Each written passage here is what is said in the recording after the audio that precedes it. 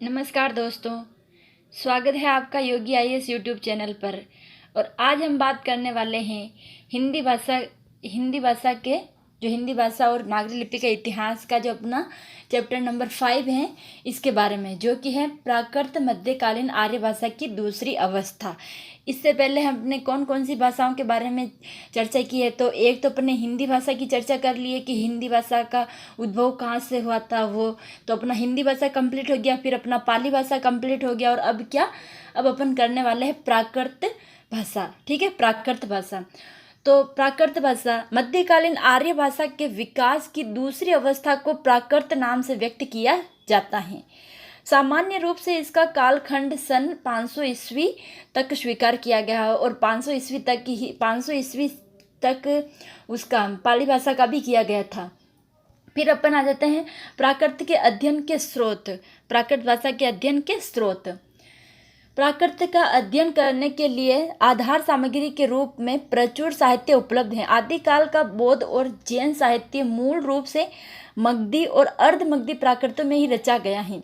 इनके अतिरिक्त प्राकृत साहित्य में सेतुबंध तथा गौड़वध जैसे महाकाव्य तथा गहासत्सई और वज्जालग जैसे खंड काव्य भी रचे गए हैं। इन्हीं साहित्य स्रोतों के आधार पर प्राकृत भाषा की भाषिक प्रवृत्तियों का विश्लेषण किया जा सकता है।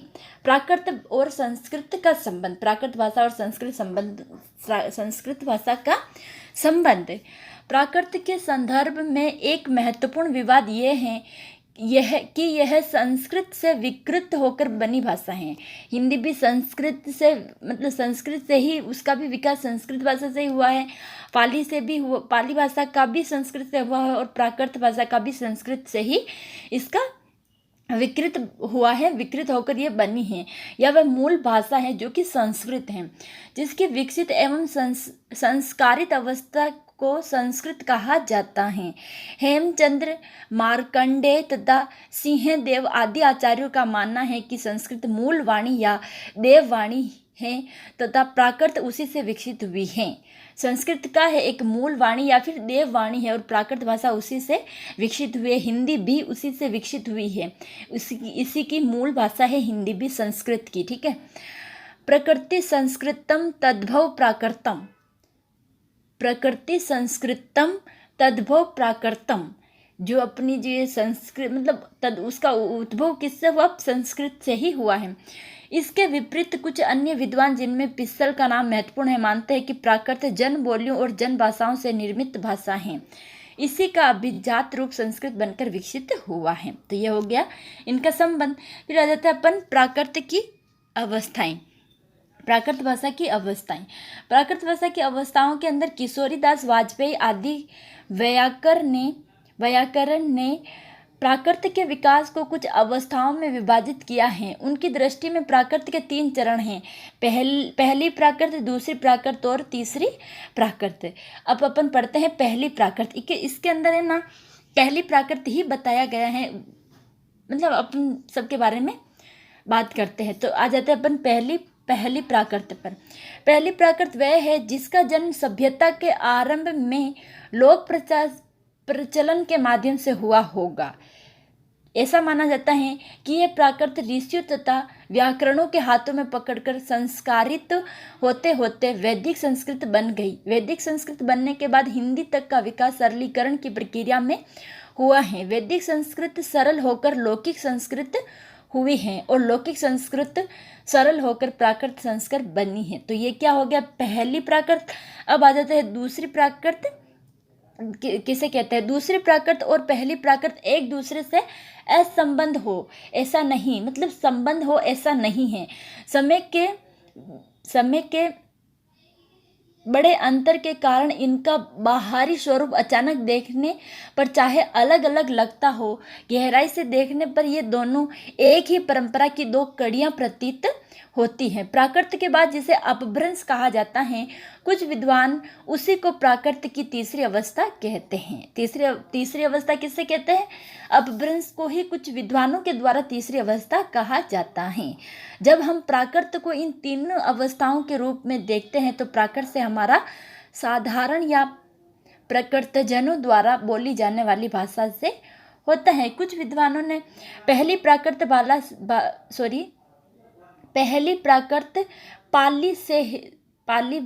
पाली को ही कहा है। ये विद्वान प्राकृत से उसी भाषा को लेते हैं जो लौकिक संस्कृत से विकसित हुई है। इन विद्वानों का मानना है कि लौकिक संस्कृत से प्राकृत भाषा का ही विकास हुआ था, किंतु बौद्ध धर्म के आगमन के कारण उसी की एक कृत्रिम शैली पाली नाम से प्रसिद्ध हुई। इसी कारण जो वास्तविक रूप में प्राकृत थी उसे साहित्यिक भाषा के रूप में प्रचलित होने के लिए लगभग 500 वर्ष इंतजार करना पड़ा था। ये पाली जो प्राकृत भाषा है ना, वो भी मतलब पाली से ही चला था। मतलब पाली जो भाषा है वो प्राकृत से ही निकली थी। बट जब पाली भाषा आई थी उस टाइम क्या हुआ था कि ये जो बौद्ध धर्म का प्रचार होने लग गया था बहुत ज़्यादा। और आपको पता है बौद्ध धर्म का प्रचार किस भाषा में हुआ? पाली भाषा में हुआ। इसीलिए प्राकृत भाषा को आने में बहुत ज़्यादा टाइम लग गया। फिर सामान्य रूप से वर्तमान काल में प्राकृत नाम उस भाषा के लिए रूढ़ हो गया है जो ईस्वी सन की शुरुआत से 5वीं शताब्दी तक प्रमुख साहित्य भाषा के रूप में प्रचलित रही। कुछ विद्वानों ने इसके संदर्भ को स्पष्ट करने के लिए इसे साहित्यिक प्राकृत भी कहा है। अब आ जाते हैं अपन प्राकृत की भाषा संबंधी विशेषताएं। प्राकृत की भाषा संबंधी विशेषताएं, तो इसमें इसकी भाषा संबंधी विशेषताएं 3 प्रकार बताई गई हैं। एक है ध्वनि संरचना संबंधी विशेषताएं, दूसरी व्याकरणिक संरचना संबंधी विशेषताएं और तीसरी है प्राकृत की शब्दकोशीय प्रवृत्तियां। तो अपन पढ़ते हैं पहली ध्वनि संरचना संबंधी विशेषताएं। तो ध्वनि के अंदर अपन आ जाता है कि विसर्ग के लुप्त होने की प्रक्रिया पाली में ही शुरू हो गई थी। विसर्ग के लुप्त जिसके अंदर जो विसर्ग होता था वो लुप्त हो जाते थे, तो ये कहाँ पाली से ही ये मतलब कि शुरू हो गई थी ये प्रक्रिया।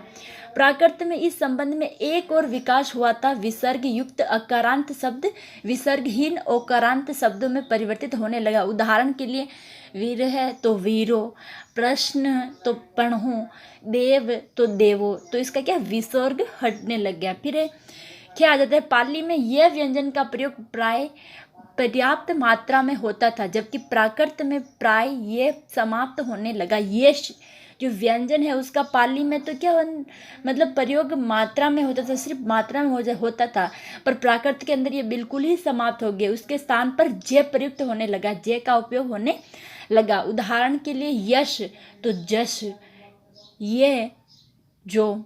फिर है पाली में संस्कृत के संयुक्त व्यंजनों को सरल करने के लिए द्वितीयकरण की प्रक्रिया आरंभ हुई थी। प्राकृत में पहली बार इससे अगले चरण के रूप में एक नई परंपरा शुरू हुई जिसे क्षतिपूरक दीर्घीकरण कहा जाता है। इसके अंतर्गत द्वितीयकृत रूप में प्राप्त व्यंजन का भी मूल व्यंजन बचा रहा, किंतु दूसरे व्यंजन के स्थान पर वह स्वर से युक्त होकर दीर्घ रूप में व्यक्त होने लगा। उदाहरण के लिए मृत्यु तो मिच्चू या फिर मिच, फिर है जीवा तो जीभ, जीभा और जीभ, ये अलग अलग उसके शब्द व्यंजन के स्थान पर मतलब अलग अलग व्यंजन उपयोग किए जाने लगे। फिर आ जाते हैं अपना दूसरा है व्याकरणिक संरचना संबंधी विशेषताएं। तो इसका पहला, कारकों की रूप रचना के संबंध में पाली से ही विभिन्न कारकों को एक समान बनाने की परंपरा आरंभ हो गई थी। इस प्रक्रिया में पाली में संप्रदान और संबंध कारकों के रूप एक से हो गए थे। अब कर्ता और कर्म के बहुवचन रूप भी एक से होने लगे हैं। फिर है दूसरा, पहला कारकों से, फिर दूसरा है क्रिया। तो क्रिया की रचना में संस्कृत की तुलना में कुछ विशेष अंतर प्राकृत में दिखाई देते हैं। ऐसा सबसे महत्वपूर्ण परिवर्तन यह है कि प्राकृत में भूतकाल के रूप में कृदंतों का प्रयोग तेजी से बढ़ने लगा। ये पाली में भी शुरू हो गया था, किंतु प्राकृत में इसकी स्वाभाविकता सहज ही दिखाई देती है। कृदंतों के कारण क्रियाएं लिंग भेद से बदलने लगी, किंतु उनमें पुरुष भेद समाप्त होने से जटिलताएं कम हो गई थी। फिर तीसरा है प्राकृत में प्रसर्गों का विकास पाली की तुलना में काफ़ी अलग स्तर पर दिखाई देता है। उदाहरण के लिए इस काल में क ए करके तथा मध्य प्रसर्ग दिखते हैं। आगे चलकर का, के, की और मैं के रूप में विकसित हुए। फिर है प्राकृत की शब्दकोशीय प्रवृत्तियाँ। तीसरा, शब्दकोशीय प्रवृत्तियों के स्तर पर जो मूलतः विशेषता इस काल में दिखती वह यह है कि संस्कृत के सरलीकरण की प्रक्रिया में जो शब्द परिवर्तित हुए थे उनमें पुनः तत्समीकरण की प्रवृत्ति शुरू हुई। ऐसा इसलिए करना पड़ा कि संस्कृत से सरल किए गए कई शब्द ध्वनि साम्य के कारण अन्य शब्दों से अलग करने मुश्किल हो गए। शब्दों के पुनर्तस्मीकरण की यह प्रवृत्ति अपभ्रंश में काफ़ी अधिक मात्रा में दिखाई देती हैं, जो अपन अपभ्रंश भाषा मतलब कल पढ़ेंगे अपन आगे, ठीक है। उदाहरण के लिए उचित और उदित दोनों शब्द सरल होकर उइत हो गए हैं, अतः अर्थ के स्पष्टीकरण के लिए पुनः तत्समीकरण करना पड़ा। इसी प्रकार अति से अई हो गया था और निरर्थक होने के कारण इसे पुनः परिवर्तित करके अति करना पड़ा। तो ये अपना क्या हो गया, प्राकृत की भाषा संबंधी विशेषताएं हो गई। अब अपन प्राकृत भाषा के भेद पढ़ लेते हैं। वैसे तो प्राकृत भाषा के मतलब है ना 27 या फिर 42 प्रकार निश्चित किए गए थे, पर कुछ विद्वानों के अनुसार जैसे कि वरुचि ने प्राकृत भाषा के 4 प्रकार माने। एक है शोरसेनी प्राकृत, फिर है महाराष्ट्रीय प्राकृत, मागधी प्राकृत और वैशाची प्राकृत। और आधुनिक भाषा वैज्ञानिकों में डॉक्टर धीरेन्द्र वर्मा ने स्पष्ट किया कि इन चारों प्राकृतों के साथ एक अर्धमागधी प्राकृत को भी स्वीकार किया जाना चाहिए। तो कितने प्रकार की भाषाएं हो गई, प्राकृत भाषाएं हो गई 4 प्रकार की। और एक जो कि डॉक्टर धीरेन्द्र वर्मा ने उन्होंने क्या माना, अर्धमागधी भी होना चाहिए। तो अपन आ जाते हैं के ऊपर पेशाची प्राकृत। पेशाची प्राकृत का क्षेत्र पश्चिमोत्तर पंजाब, अफगानिस्तान और चीनी तुर्किस्तान माना गया है। इसका एक अन्य नाम भूत भाषा भी है। इसकी मूल विशेषता में णे का न हो जाना, गुण का गुण, रे और ले में परस्पर परिवर्तन, फल फर, ले का ले हो जाना, कमल से कमल आदि प्रमुख है। इसके अतिरिक्त पुल्लिंग एक वचन कर्ता में एक के स्थान पर ओ का प्रयोग, नर तो नरो इसकी प्रमुख विशेषताएं हैं। फिर आ जाता है दूसरा अर्धमागधी प्राकृत। अर्धमागधी प्राकृत को जैन अर्धमागधी भी कहते हैं, क्योंकि जैन साहित्य इस भाषा में अत्यधिक मात्रा में मिलता है। जो जैन साहित्य है वो अर्धमागधी भाषा में मिलता है। या फिर अपन जैन धर्म पढ़ेंगे ना तो उसके बारे में कि जैन धर्म किस भाषा में मिलता है, ज़्यादातर अधिक तो अर्धमागधी प्राकृत भाषा में मिलता है। हिंदी की एक उपभाषा पूर्वी हिंदी का विकास इसी से हुआ है। इसकी विशेषताओं में कै का गे होना, प्रकल्प पगप पगप, से और शे का से होना, श्रवण तो सावण, मूषक तो मूस, ये का जे होना, यौवन तो जौवन इत्यादि प्रमुख हैं। फिर आ जाते हैं तीसरा मागधी प्राकृत। पेशाची प्राकृत अर्धमागधी प्राकृत हो गया। तीसरा मागधी प्राकृत। मागधी प्राकृत बिहारी हिंदी के विकास की पृष्ठभूमि है। अश्वघोष के नाटकों में इसके प्रारंभिक उदाहरण दिखाई देते हैं। किसके? अश्वघोष के कवि है ना अश्वघोष, तो उनके नाटकों में इसके प्रारंभिक उदाहरण दिखाई देते हैं। इसकी प्रमुख विशेषताओं में एक का मतलब वो अह का ए हो जाना, जैसे कि देव तो देवे, रे का ले होना, राजा तो लाया। फिर है जय का ये होना, जानाती तो याणादी, यद्य जर यर का यम रूपांतरण, अद्य तो अय्ये, अर्जन तो अय्यण, आर्य अय्ये, तथा कई ध्वनियों के स्थान पर सगोशीकरण के रूप में आगमन तो गच्छति, गसजदी आदि प्रमुख है। मागधी प्राकृत में उत्तम पुरुष एक वचन सर्वनाम के लिए हक्के तो अहक्के के प्रयोग भी उल्लेखनीय हैं। तो फिर तीसरा अब आ जाते हैं शोरसेनी प्राकृत, जो कि चौथा है। शोरसेनी प्राकृत मथुरा के आसपास के प्रदेश शूरसेन की भाषा रही है। पश्चिमी हिंदी की बोलियों यथा ब्रज भाषा, कोरवी, हरियाणवी आदि का विकास इसी प्राकृत से हुआ है। यह प्राकृत संस्कृत की परंपरा के सर्वाधिक निकट है। जो ये सोर्स यानी प्राकृत है वो कहाँ पर बोली जाने वाली है? पश्चिमी हिंदी में बोली जाने, जैसे ब्रिज भाषा, कौरवी, हरियाणवी, ये क्या है? ये सब सोर्स यानी प्राकृत भाषाएं हैं। इसके उदाहरण है, इसकी विशेषताएं हैं। ए का ओ हो जाना, देव तो देवो, अल्प प्राण आगोश व्यंजनों का सगोशीकरण, भवती, होती, विकल्प, विगल। महाप्राण व्यंजनों जैसे ख, ग, थ, ध और भे का ह में रूपांतरण, वधु, बहु, मेघ, मेह, मुख, मुहे, क्षय का ख होना आदि सगोशीकरण की प्रवृत्ति इस प्राकृत में सबसे अधिक मात्रा में। उदाहरण के लिए अतिथि तो अदिधि, सती, सदी इत्यादि। तो ये सोर्स से नहीं प्राकृत हो गया। फिर आ जाते हैं अपन महाराष्ट्रीय प्राकृत। आप लोग सोच रहे होंगे कि महाराष्ट्रीय प्राकृत नाम से मतलब कि जैसे कि महाराष्ट्र की होगी, पर ऐसा नहीं है। महाराष्ट्र का मतलब क्या होता है? महान राष्ट्र। क्या होता है महाराष्ट्र का? इसके अंदर क्या मतलब है? महान राष्ट्र। तो महाराष्ट्रीय प्राकृत के बारे में मतलब कि ये तो इसका प्रकृष्ट इसे क्या कहते हैं? प्रकृष्ट प्राकृत कहा जाता है। और प्राकृत भाषा के विशिष्ट विद्वान हार्नले ने यह स्थापना की। महाराष्ट्र में महाराष्ट्र का अर्थ महान राष्ट्र से है। प्राकृत का 80% ललित साहित्य इसी भाषा में मिलता है। महाराष्ट्रीय प्राकृत की प्रमुख भाषिक विशेषताएं इस प्रकार हैं। दो स्वरों के बीच आने वाले अल्प प्राण व्यंजनों जैसे क, ख, च, ज, त, द और ये का लोप, रजत, र, लोक, लो, ओ। महाप्राण व्यंजनों जैसे ख, ग, थ, ध आदि का हे में रूपांतरण, शखा, शाह, मधुर, महुर।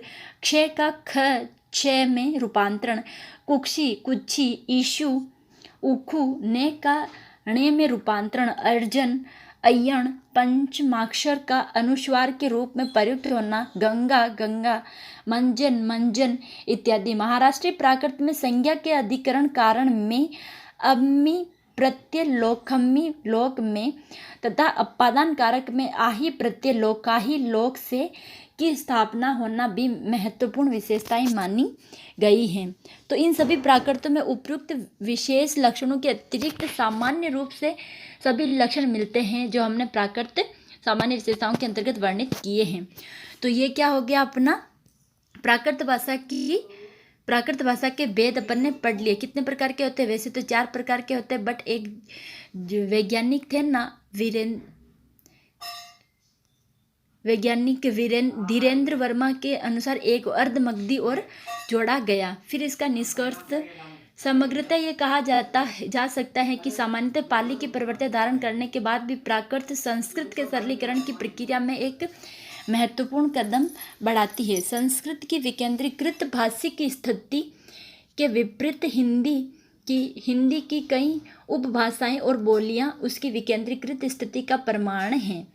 और एक कुछ उदाहरण से अपन समझते हैं, जैसे कि प्राकृत की भाषिक विशेषताओं को निम्नलिखित व्याकरण उदाहरण के माध्यम से समझा जा सकता है।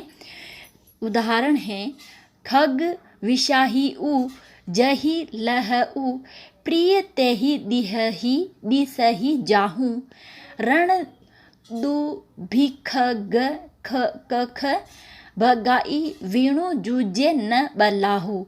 ये किसका है? सिद्ध हेम शब्दानुशासन।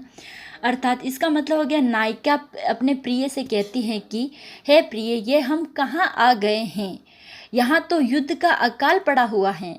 युद्ध न करने से हम दुर्बल हो गए हैं। यहाँ तो युद्ध का अकाल पड़ा हुआ और अपन युद्ध न करने की वजह से अपन क्या दुर्बल हो गए हैं। अतः हे प्रिय, उस देश चलो जहाँ तलवारों का व्यवसाय होता हो। हे प्रिय, अपन उस देश चले जहाँ पर तलवारों का व्यवसाय होता है। ये इस उदाहरण का ये मतलब हो गया नायिका अपने प्रिय से कहती हैं। ठीक है, तो ये अपना कंप्लीट हो गया प्राकृत भाषाएं।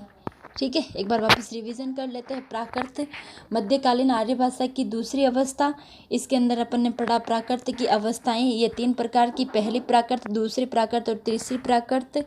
फिर अपन ने पढ़ा प्राकृत की भाषा संबंधी विशेषताएं, ये भी 3 प्रकार की थी, ध्वनि संरचना संबंधी विशेषताएं, व्याकरणिक संरचना संबंधी विशेषताएं और प्राकृत की शब्दकोशीय परिवर्तन, जिसके बारे में अपन ने विस्तार से पढ़ लिया है। फिर पढ़े अपन ने प्राकृत के भेद, जो कि 4 प्रकार के थे, पैशाची प्राकृत, अर्धमागधी प्राकृत, मागधी प्राकृत, शोरसेनी प्राकृत और महाराष्ट्रीय प्राकृत। इसके अंदर अर्धमागधी प्राकृत जो अपने वैज्ञानिक डॉक्टर धीरेन्द्र वर्मा थे, उन्होंने इसको जोड़ा था। ठीक है, तो ये अपना कंप्लीट हो गया प्राकृत। अपन कल करेंगे अपभ्रंश मध्यकालीन आर्य भाषा की तीसरी अवस्था, अपभ्रंश मध्यकालीन आर्य भाषा की तीसरी अवस्था, ये पाठ अपन कल करेंगे। ठीक है, अगर यहाँ तक आपको मेरा पढ़ाया हुआ समझ में आया हो, ये मेरा लेक्चर, ये मेरा समझ में आया हो आपको, तो वीडियो को लाइक करें, शेयर करें, कमेंट ज़रूर करें कि वीडियो कैसा लगा, और हाँ, सब्सक्राइब करना ना भूलें। अगर आपको मेरा जो ये PDF है, अगर आपको डाउनलोड करनी है, तो मेरा टेलीग्राम चैनल है योगी IAS वीडियो, आप उसके ऊपर जाकर ज्वाइन करके आप मेरा PDF डाउनलोड कर सकते हैं। वीडियो को लाइक करें। Thank you so much.